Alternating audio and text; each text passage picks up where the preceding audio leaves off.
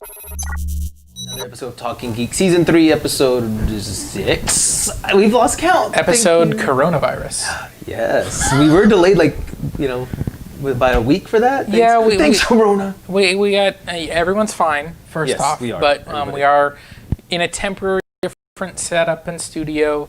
In an abundance of caution, we just, we want to make sure that everyone stays safe. So, He sprayed disinfectant on me when I walked in the door. Absolutely. It burned. Well, you didn't have to come over. We got to do the show for you guys, though. We got to get this going. Huh. So, guys, again, I'm your host, Aaron, with my fabulous co-host, Robert, which you all know him by now. And on Talkin Geek today, we have Take My Money. We have videos from the net. And we have geek news today. We actually have quite a bit of geek news today. Because we didn't do anything last week. We have some news from then and up till now. Yeah. So the first thing I want to do, of course, is take my money. But shut up and take my money. But as you can see, we have no soundboard, so we have to sing it ourselves, I guess. Here comes the money. Money, money, money, money, money, money, money. And thank you, YouTube, for copyright strike. No, I'm not that good a singer. No, I'm okay. I can't sing. So the first we want to do for Take My Money is we're going to cookbook that I saw the other day. And I gotta pull it back up. I don't have any number prepared, guys. Oh man. It's called The Geeky Chef Cookbook. Real life recipes for your favorite fantasy foods. The unofficial recipes from Doctor Who, Game of Thrones, Harry Potter, and more. As y'all know, I'm single. Frank points it out, and so does somebody else that points it out too.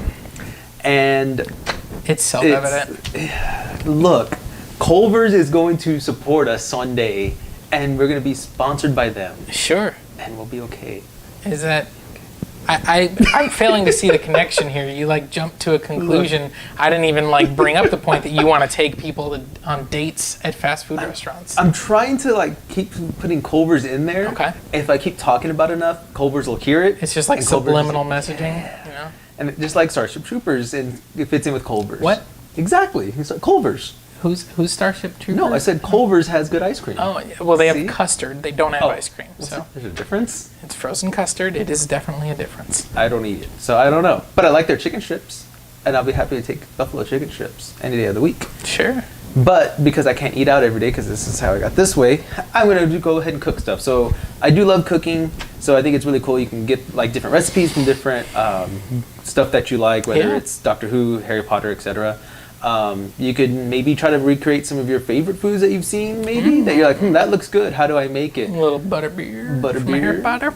I think you even made a comment earlier about some milk from... Blue milk in Star Wars. Well, and the other one I think is also Harry Potter is fire whiskey. So I don't know if that's in there, but I want some. I will find out how to make it for you now. I will find this out. But definitely, I recommend checking it out. It could be something fun you could do for your kids, too. If your kids like Harry Potter or Doctor Who, you can maybe make something with them if it's not too complicated. Or if it is, you can at least make and be like, hey, look, this is from your favorite, like you said, the butterbeer from Harry Potter. Yep. Or, whatever the case may be. It's your favorite Game of Thrones meal. Roasted pork. Because you normally show, 7-year-olds Game of Thrones, right? You're right. Yeah, totally do that. We support the idea that you do not show that show do not to your children. No. At least wait till they're 18. Then if it's your child at 18, who cares what they're doing? They're the state's problem. Yeah, sure. Something like that. 14, 15 is probably... you probably... You get away with it. You'll be fine. Don't worry about it. But enjoy this cookbook. So definitely check that out, guys. Yeah. Of course, these links for both of our items that we're choosing today will be in the comments below. Yours relates to the shirt you're wearing today. It does, by coincidence.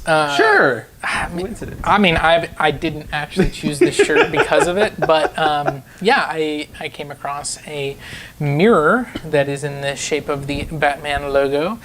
So if you're looking for a little bit of home decor, this is a cool item you can throw up on the wall if you've got a geeky den or family room or something like that. You can throw a little sweet mirror in.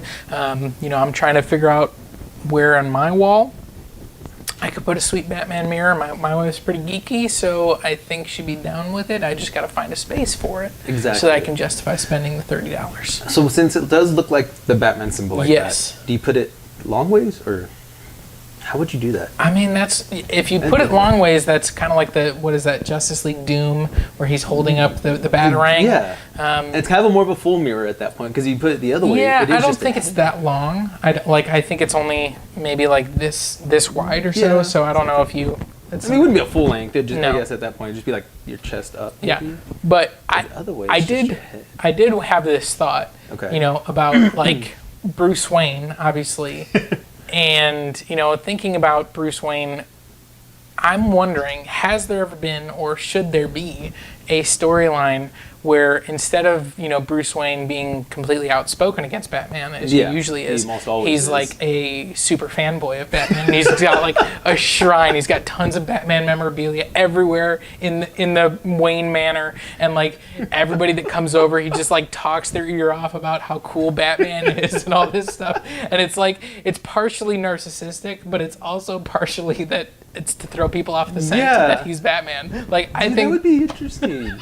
I think that would be totally funny. I don't think I've ever seen a comic book storyline where he's like obsessed with him in that way. Like, oh Yeah. my god, a fanboy, yeah. But could you just imagine like walking in and like, oh my gosh, and it's like all the newspaper clippings that he was in. Yeah. It's all like all this memorabilia, and it's just like, what? Really? I want to meet the Alfred that has to live in that universe. You narcissistic effing. Oh, that would be fantastic. Dude, that would be awesome. Dude, no, he makes Alfred dress up as Robin. That's his outfit the whole time. Guys, man, Robin, man, that one Robin that did make it. Oh yeah. Well, that's just making me think of the '60s TV show where every once in a while somebody would like accuse Bruce Wayne of being Batman. Yeah. So then Alfred would dress up as he would dress up Batman, as Batman. so that they could be in the same place at the same time. And you're like, you're clearly a 60-year-old man with a mustache. But This is Batman. not Batman. But I mean, this is the same logic where you can change a hairstyle and take off glasses, and all of a sudden you're not Clark Kent anymore. So. Nope. But that would be funny to see. Definitely somebody out there at DC needs to write this. Yeah. I would love to read I'd be down with that. And get me a free copy. There you go. The Batman fan over here. So, our next segment, which is videos from the net. Woohoo! We got two, because again, we were kind of slowed down by the corona. So, your video I think is funny. I like yours a lot. Yeah, well, so I'm big, I have a 4-year-old daughter. And so I've seen the movie Frozen, I think at least, I lost count. It's a lot of times. And so this little clip is a little TikTok video, about 15, 20 seconds or so. It's just kind of a funny take on a certain iconic scene and moment from the movie. Not safe for work, got a little bit of vulgarity, but I thought it was funny, so check it out. Do you want to build a snowman? Elsa, we're building a fucking snowman. Oh. I really think that's how it should have been. Kick the door in. You're going to build me a dang snowman. Let's go. Well, and for me, like, and this is a problem with a lot of movies, right? But it's like, really sad, and like there's that point in the middle where like their parents die and you see Anna just like trying to talk to Elsa on the other side of the door and she's just like ignoring her, and I'm like, your parents just died. Like, talk to her. It's like literally all you have to do is just like 5 seconds to be like, listen, I have these superpowers that I can't control, and that's why I try and stay shut away. Problem solved. But it's the end of the movie. It went from a 2-hour-long movie to 10 minutes. That's fine. It could be a short. I've seen it enough times. It could be a 10-minute short in front of a better Pixar movie. And then she's just like, I'm sorry, Elsa. I'll give you some space right now, but let's talk about it when you're done. Okay, thank you for understanding. And then comes back like a week later. Okay, I'm ready to talk about it. And then that's the end of the film. Perfect. There's your new film, Pixar, or whoever made that one. I don't know That's who it just is. Disney. Is it just Disney? Disney. Disney, there's your new film. Yeah. There's your Frozen 3. Yeah, I have a feeling they won't do that because the first 2 movies have made boo-hoo bucks. Oh yeah. All right, let's move on to your video. So, my video takes a little homage to Disney as well. Yeah. It kind of mixes a scene from the old cartoon Hercules, which I did like that film. Old. God, don't call it an old cartoon. 25 years. Oh, God. It's an old my cartoon. childhood. Now I'm old. You are. You're not that much younger than me. So It comes from Hercules, and it mixes my favorite thing, Spider-Man. In this case, Spider-Woman, though, which I still love all the Spider family. And take a look at that here. Keep moving, Junior. Lady. But aren't you a damsel in distress? I'm a damsel. I'm in distress. I can handle this. Have a nice day. Okay, so I love that scene. Yeah. Because Meg, was it like at a river bend or something? Yeah, it's like that, the original scene in Hercules is like it's literally the moment where Hercules and Meg meet. Yeah. And she's, like being held hostage or kind of battling against like a centaur in a river, and Hercules of course, sees her and goes, "A damsel in distress, I'm gonna save her," and she's like, I don't need you. I don't need saving. Leave me alone. And it's a great moment. It's because, Hercules is just completely confused. He's like, but this is what heroes do. They save damsels in this distress. And she's like, yeah, no, leave me alone. Right? It was just like, so we got strong female characters even back then. Yeah. So we've had them forever, Aaron. Yeah. Just not enough of them. That is very true. That is very more. true. We need Always need more. Always. So, moving to our next subject. Yeah. Geek news today. Which there's kind of a lot of news. We got a lot to get through. Yeah. After looking at everything, I was like, there's a little bit, and I was like, no, we added a lot as we were looking at everything too. Mm-hmm. Yeah. So let's start. Yes. In the world of the geekiest thing we could think of, comics. Yeah. Right. Right up my alley and your alley. Sure. So, I think we talked just about a couple weeks ago about some turtle news that was coming out. We did. And this week, starting August 20th, we found out, well, not found out, but we know that the new storyline is going to start the TMNT team called The Last Ronin. It does bring back the original creators, Kevin Eastman and Peter Laird. See, I'm terrible with names. I'm just terrible. But both of them are coming back to... I'm just going to start calling you Aaron until you can figure it out. This is why you say the names. So both of them are coming back to write this story called The Last Ronin, which basically takes our turtles, and 3 of them have passed away, and there's only 1 turtle left. And it's basically him, I guess, dealing with it. Right, he's Ronin is like a roaming samurai. It's a samurai without a home, basically. And so, in this sense, we have, one of the 4 turtles is a samurai without a home. He's lost his family. He doesn't have anyone left. And, it's really interesting to think about which one it is, because they haven't revealed which one is still alive. And in the images that we've seen, he actually has all of the weapons from all of the various turtles. So he's got the bow staff of Donatello. He's got the samurai sword of Leonardo. He's got the sais from Raphael. I think you said he had He had like a grappling claw, which they all use, but I think Michelangelo uses it kind of the most. Yeah, and I didn't see in the imagery. I'm gonna look at it again.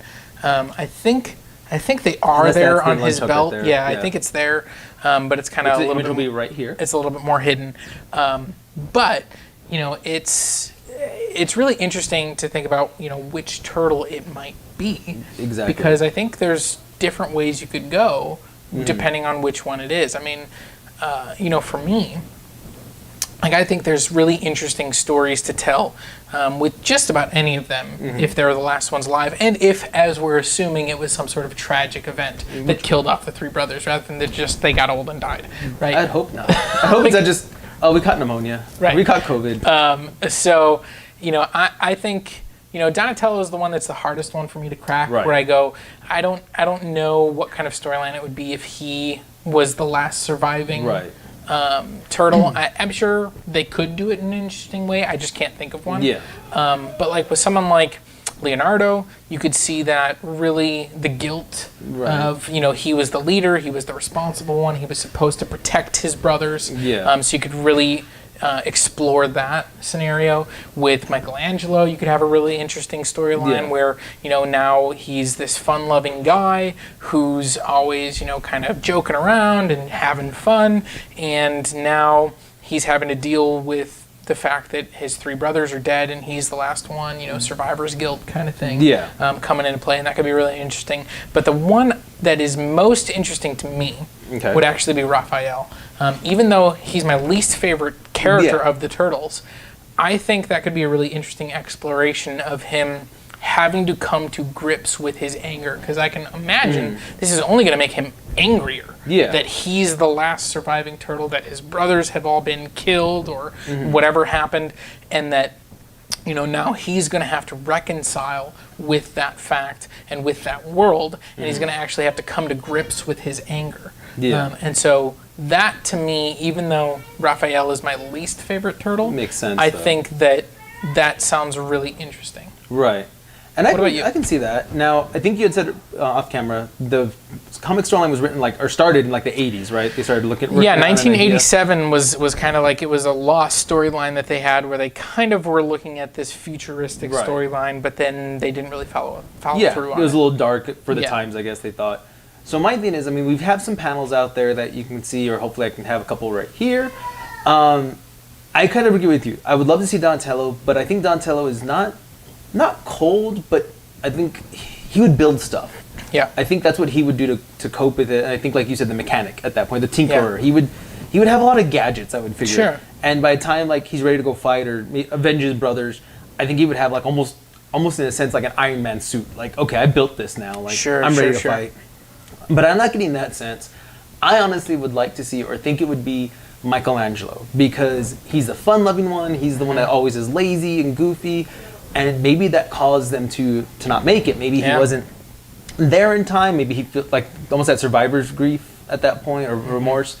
Or maybe he feels like, if I would have just not been so goofy, I would have been able to save him. So now, by this point in the storyline, he's gone darker. He's gone no, he's almost more like Raphael and maybe Leonardo put together, like their personalities, like the seriousness of Leonardo mixed with some of the anger and resentment now he has towards his own self of Raphael. Yeah. So I think it could be Michelangelo who they would follow. Well, and if you look at what we have out so far, it looks like the first issue is titled "Wish for Death," and so you have to assume this is kind of the mentality of this last surviving turtle, is that he'd rather be dead. He'd rather be one of his brothers than be the last surviving member. Yeah. This is killing him. And so that title, I've pitched to Raphael, you pitched to Michelangelo. That title actually makes me lean Leonardo, because I can imagine that's how he would react. Yeah, I agree with you on that. He would be like, it should have been me. I should be the one that should be dead and not my brothers, that kind of thing. So, who knows? We'll find out. In August, so in about a little over a month, the first issue will be released, and then we'll figure it out as we go through. But it looks super interesting. Yeah, I may pick this up since it's self-contained storyline. I may pick that one up and just read it, and then I will borrow it. There you go. So sticking to comic book news. Yeah. So Marvel has the new event coming out, I believe, fall or winter this year. King in Black. So it follows, it looks like the symbiote storyline of there being their king, who is now basically coming to wreak havoc. For those of you who don't know or don't understand what a symbiote is, Venom is a symbiote. So if you watch the Venom movie, you kind of have an idea. But just to kind of help give you a background, he started off with Peter Parker from the Secret Wars back in the 80s.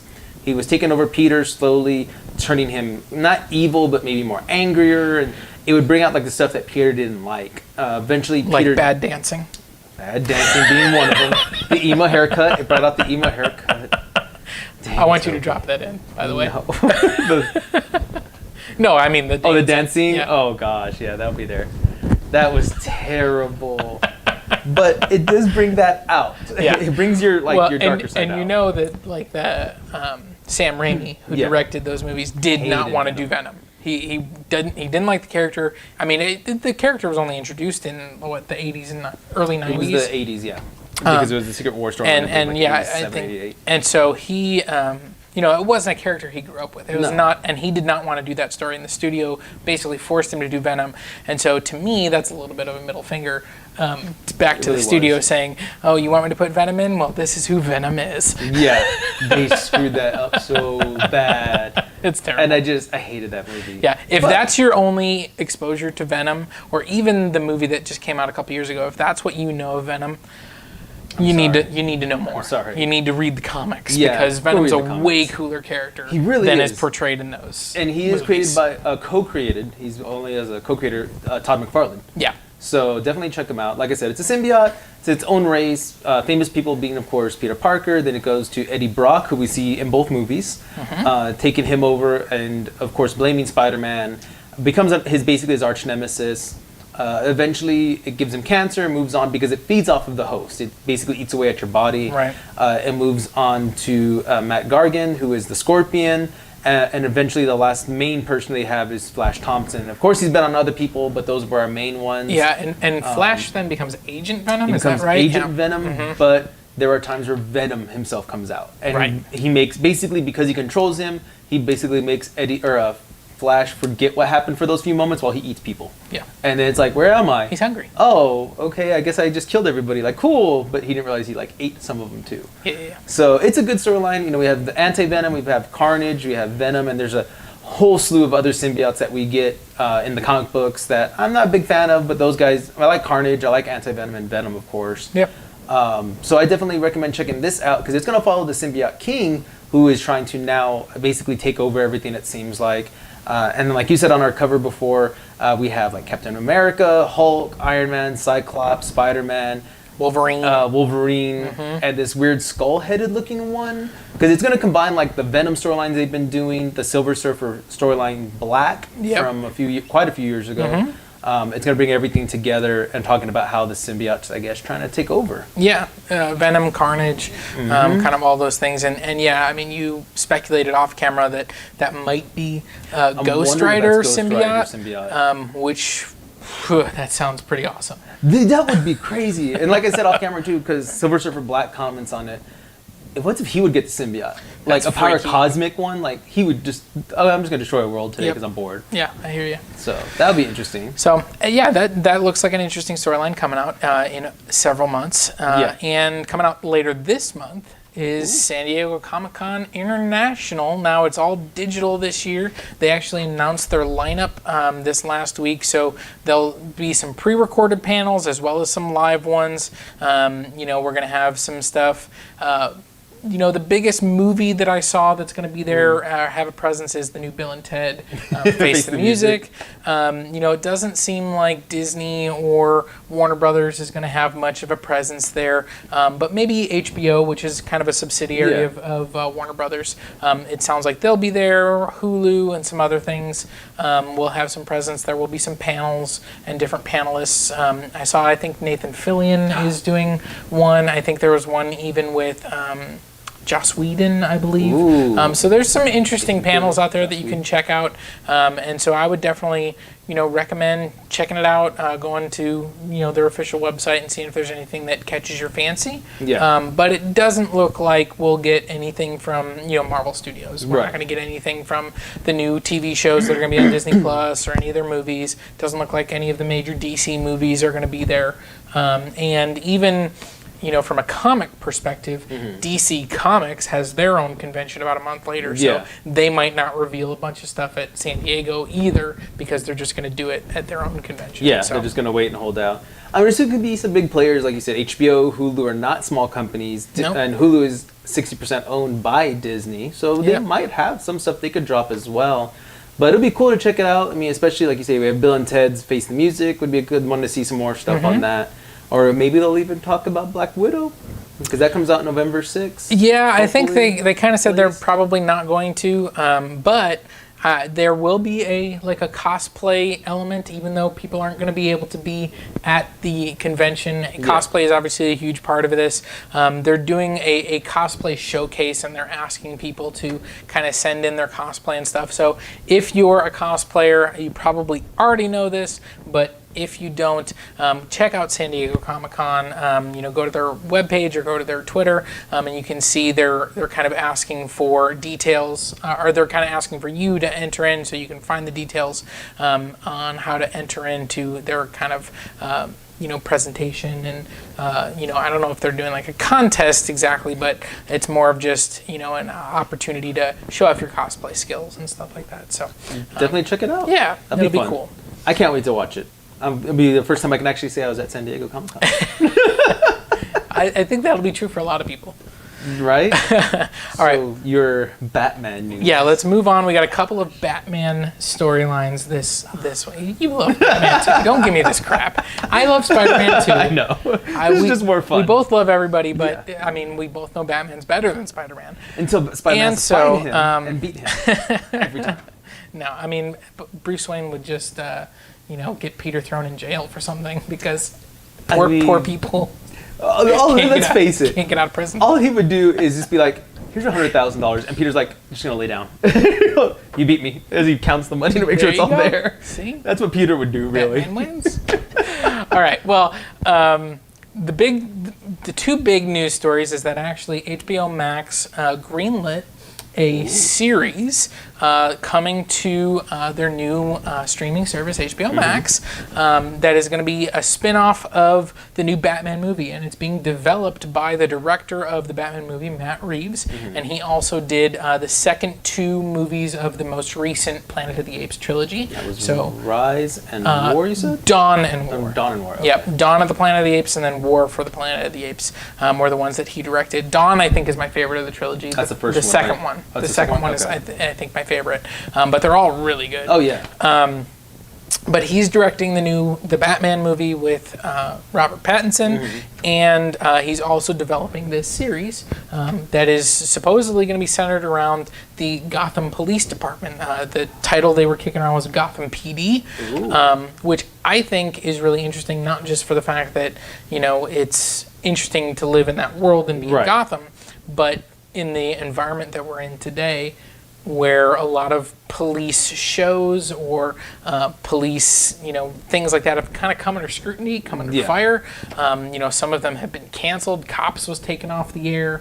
Other things like that. Rookie was going to stay, and it has so far. Yeah, and I mean, there's even, I think, Brooklyn Nine-Nine. A lot of the creators of it were like, we need to figure out a way to do it differently. We're still going to do the show. We still want to do something, but we're going to change something. So there's a lot going on in the world of police TV. Yeah. And so to have a new series greenlit in this moment about a police department, I thought was pretty interesting. It would be interesting. I'm excited for it. I mean, it'd be interesting because, I think we talked off camera, Gotham, the show Gotham, followed Commissioner Gordon, and never talked about Batman, and I didn't like it. I think I lasted 2 seasons, and that's it. Yeah, I didn't make it that far. It wasn't good. So I'm kind of curious, is this going to follow more of just the beat cops? Because it would be kind of cool to see, even if it's just hints of Batman, but at least we know he's there. But maybe the aftermath of a fight, or maybe they're dealing with some of these villains. Yeah, I'm really hoping, not that I'm looking for a carbon copy of something like Law and Order, but I'm really hoping that we get some Harvey Dent too. That'd be cool before he becomes Two-Face. Right, I don't know if he's going to already be Two-Face in this movie, but hopefully not. Yeah. And hopefully we can get maybe a couple seasons of Harvey Dent on this show, and then in the next sequel or the one after that, then he's turning to Two-Face, and now you have all of this character backstory. Because I think that's what's always missing. Anytime they've done it twice with Tommy Lee Jones and Batman Forever, it was Batman Forever, and then Aaron Eckhart in The Dark Knight, and both times we just really didn't, the first time we didn't get any time with Harvey Dent. It was he got shot in the head and that was it, right? Even because in the first two movies it's portrayed by a different character. It's portrayed by Billy D. Williams. Is Harvey Dent, right. But he gets no character storyline or anything, and then they replace him by the time they turn him into Two-Face. And then with Aaron Eckhart, we get most of a movie of him as Harvey Dent, but it's just that fall of Harvey Dent. The White Knight, as they call him in that movie, and then the fall. I think that's the weakest part of a really good movie of The Dark Knight. It's still a good. Good storyline, but I think it'd be really interesting to have more of that. So if they can find a way to do that in this show, I'll be super excited. Oh, heck yeah. I'd be excited for that. That'd be cool because, again, we have also Bullock.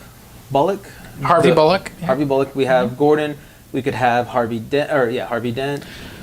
You could bring out maybe even how Monroe, or was it? Yeah, Monroe, the mob guy, starts infiltrating the Gotham PD people. Because, what's her name? Ramirez? because she's in the comics too. Yeah. So maybe so how like her backstory of like how her mom did get sick and how oh, you need some money, here you go, oh, don't worry about it, and then she realizes later, oh crap, it's Maroney that's giving me this money. Right. Like that would be cool, because that was one thing I didn't get, like Maroney or like, Falcone, or there's all kinds of Italian crime Falcone, bosses. whatever it is. Or I mean, we all know I'm terrible with names anyway. That's so all right.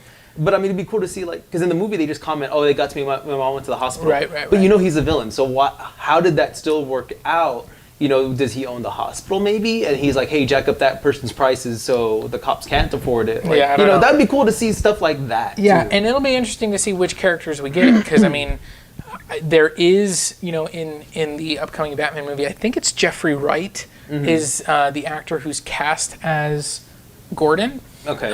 And he is a movie actor, but he's also done television. I think he was in, what is that HBO series, or not HBO series, it is on HBO. It's the one with Anthony Hopkins. It's like about the robot world kind of thing. Westworld. Yeah, Westworld? that's HBO. I'm pretty sure Jeffrey Wright's in that. He's been in like the James Bond movies. He's been in actually a lot of stuff. Who's in James Bond? He's the FBI agent, Leiter, Felix Leiter. Oh, really? Oh, I didn't know that. And he's going to be the voice of the Watcher in Marvel's What If show. He's a fairly big actor. So if they can get him to be like maybe the main character of this Gotham PD show, or is it going to explore the beat cops? It's not Commissioner like Gordon. that. It's not, and he only makes rare appearances. It'll be interesting to see what they do. I think that'd be cool to show like how a beat cop deals with a supervillain. Yeah, it's almost HBO and DC's version of Agents of S.H.I.E.L.D. Yeah. And exactly. I feel like, that was on ABC, and it was family friendly. Like, this is probably going to be a lot darker and grittier, and have the freedom to go places that a network TV show doesn't. I'm excited. I'm looking forward to it. I am. But sticking with Batman news, we do have Batwoman news. Batwoman. Which we have new casting information. And he'll say the name because I can't even. I'm not Yes, even trying. Javisha Leslie has been cast as the new Batwoman in the CW series. Ruby Rose obviously exited, I think it was about a couple months ago now. Yeah. And Which we talked about too. we did.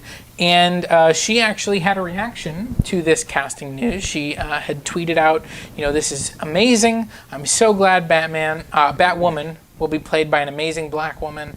I want to congratulate Javisha Leslie on taking over the Bat Cape. You are walking into an amazing cast and crew. I can't wait to watch season 2. You are going to be amazing. So it sounds like, Ruby Rose was ready to move on for whatever reason. We don't know exactly why. Never said. But she's on board with this casting, and I think it. Certainly, I'm not really familiar with this actress, but I'm looking forward to it. All I know is she has commented she's bisexual, and she is, of course, a black actress. Yeah. So she says that she's happy to, kind of be, I guess, another groundbreaking thing for the LGBTQ plus, and that she hopes that they can keep true to the nature of the characters. Now, I don't know who she's playing. She's playing a new character, or at least not one I'm right? familiar with, but it is not Ruby Rose's character, who is Kate Kane. Right. She's going to portray Ryan Wilder. Which I don't know. It's not a name I'm familiar with, but it looks like she's going to be a brand new Batwoman. Yeah. And just learning about being a Batwoman. So definitely there's some interesting things to explore there. I did not watch the first season. I've never really gotten into any of the CW shows. So I feel like maybe I need to. You probably should. Like, I will say this, the first season of Batwoman, I only lasted about 5-6 episodes before I gave up on it. I wasn't a fan, I'll be honest, with Ruby doing the role. I didn't think she was that good of an actress. And I think I even talked about it on one of the shows. I don't like the fight choreography, and I'm all about the choreography. That's why I loved Arrow so much, and I could kind of forgive some of the bad episodes because the fight scenes were good. Yeah. Where in this one, the fight scenes, she is actually an MMA fighter, I believe, or she knows some type of martial arts. And when you see her throw some of the punches, you could see that maybe it was just bad camera angles, but you could see like the fist is this far away. Yeah. And it's like, come on, like either get a better camera not good. angle or learn how to do this better. So that's why I fell off eventually. Storylines just never caught my attention. But who knows? Maybe this girl will bring me back around. Yeah. I'll be happy to Looking try to forward give her a it. chance. Yeah, for sure. Now, something that we need to talk about, maybe. Do we? And he was a Marvel villain. Yeah. He is a Marvel villain who is now jumping to a Disney show movie. Correct. Jude Law is in talks to possibly play Captain Hook in a live-action Peter Pan. Yeah, I'm not excited. Peter Pan has never been like even the old animated show like Peter Pan. I was never, it's weird. Okay. I was never the kid that didn't want to grow up. Like I always wanted to be an adult. So like I have never connected to Peter Pan. Okay. Like I can ever give you in that. my life. Like I always thought he was like the dumbest character. The Lost Boys were stupid. I liked Captain Hook way better than I liked Peter Pan. And so actually, I grew up on Hook, the Robin Williams movie. Yes, that was a good one. Though. With Steven Spielberg directed. That's a good movie.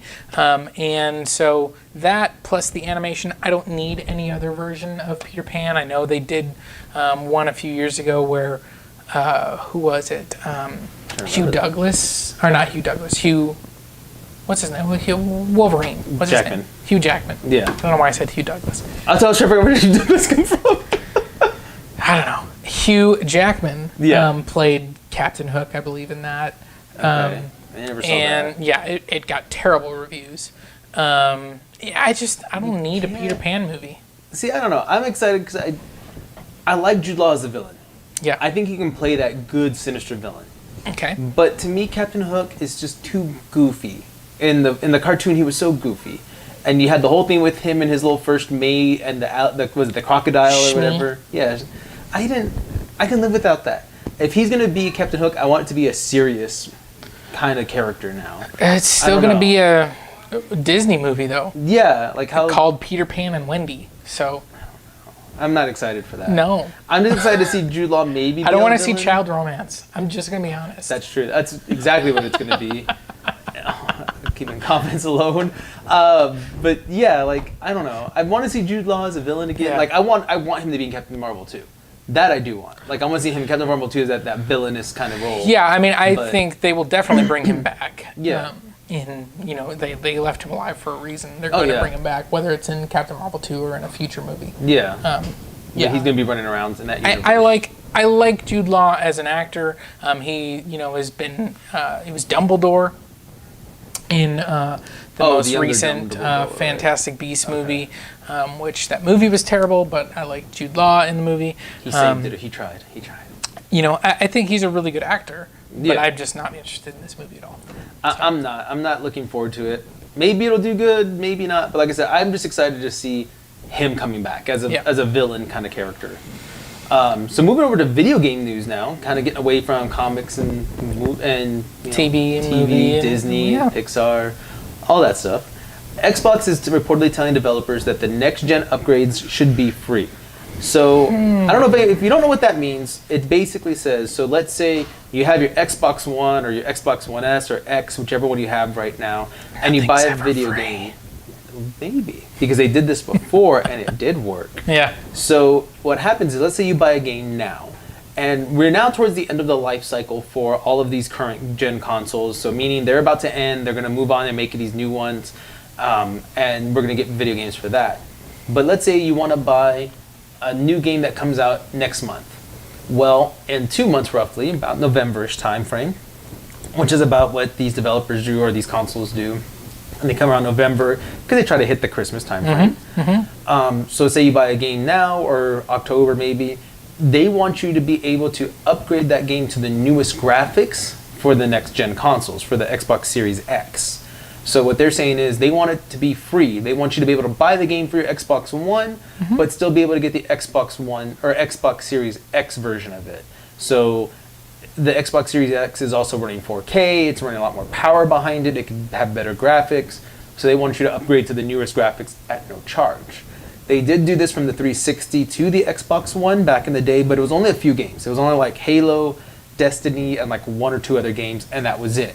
you would buy it for the 360, and you got a free copy for your Xbox One as well, and you would just go download it digitally, and bam, you had 2 copies of the game. You can go play it on your 360, or you can play it on your Xbox One. Yeah.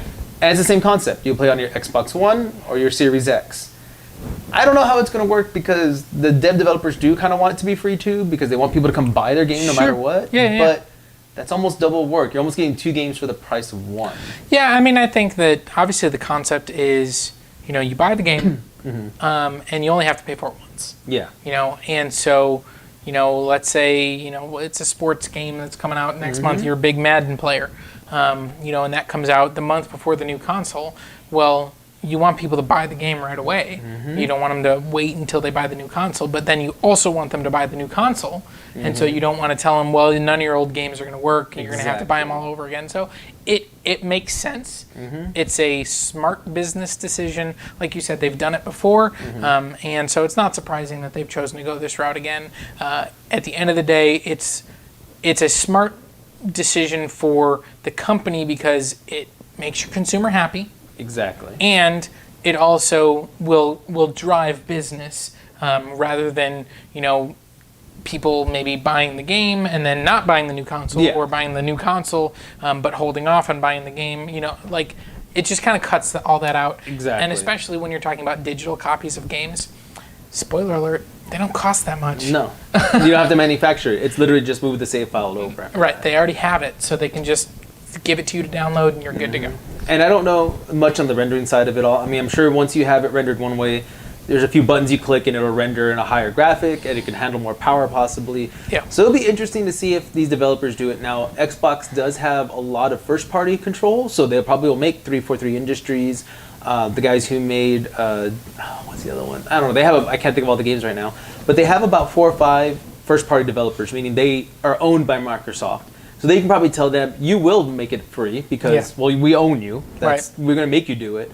But who knows if any third-party support will do it, like Bungie or any of the other big people out there, THQ, EA, all of them. But hopefully, like you said, a smart decision. If you're going to release it a month beforehand, why not let them get the nicer one because it'll still help them look good. Yep. It doesn't help just the developers of Xbox, it'll help your publishers as well. Absolutely. So I'm interested. I mean, I'm glad Microsoft is choosing this. I mean, they have now gone for backward capability for the console, so hopefully to go all the way back to the original Xbox. So that's given us a huge library. It'll be nice to see what they can do. I'm excited. For sure. I'm ready to play more games. So, but I think that's pretty much it for Geek News today. Did you have any more stories that you wanted to talk about? But enough on the news. That's Yep. it. But on a lighter note, of course, what we dropped yesterday, the MCU retrospective review of Infinity War. Avengers Infinity War. We've been building to, this is the Infinity Saga. We've been building to this movie just like the MCU did. We didn't take 10 years to get there, but it was a long time. It is. And so we've gotten there. We're at Infinity War. We're almost done. There's a few movies left. We've still got, Ant-Man and the Wasp, which is the next video. Then, of course, Captain Marvel, Avengers Endgame, and it closes out with Spider-Man Far From Home. So we've got a few more videos coming, but please, please, please go to our YouTube page. You can check it out at Official GYGO, and you can check out our videos. And we've been having a lot of fun shooting them. We've been having a lot of fun kind of revisiting a lot of these movies and kind of looking at them in today's eyes. Some of them obviously are more recent releases than others. We went back to the first Iron Man, which is 2008. And, then we're looking at something like Infinity War, which just came out, 2 years ago. So it's super interesting. We want to know your thoughts. Definitely check out our video and let us know, if we're crazy, if we are right on the money, all of those things. Well, I know I am. But, like I said, we've been having a lot of fun revisiting these movies and, watching them again, but then also being able to talk about them again in the context of the larger arc and everything that's happened. It's super interesting. So go give that a check on YouTube. Like, comment, subscribe, everything like there. Do the same here on this video. Let us know, what news stories we talked about that you're really interested in. If you're going to buy anything from Take My Money. Take my money. And also, if you enjoyed the videos that we put up there. We want to know, and maybe, drop in a funny video yourself if you have one. Yeah. We want to engage with you guys. We want to talk with you guys. We have a lot of fun. We do, and I really do enjoy this, and I hope you guys are enjoying these videos. Let us know what you think of the new format with the Take My Money and, of course, videos from around the net, or from the net. If you have any you want to, comments, you're like, hey, I don't like that segment, we want you to be done with it, then, yeah, maybe we'll drop it. You never know. We want to do this for you and have more interaction with you guys. And, of course, leave questions below, because we do like doing our little Q&A at the end of these videos. We didn't have a video last week, so I don't think we have any questions today. We don't have any questions today. No. I have a question for you. What? Why is it that Batman is better than Spider-Man?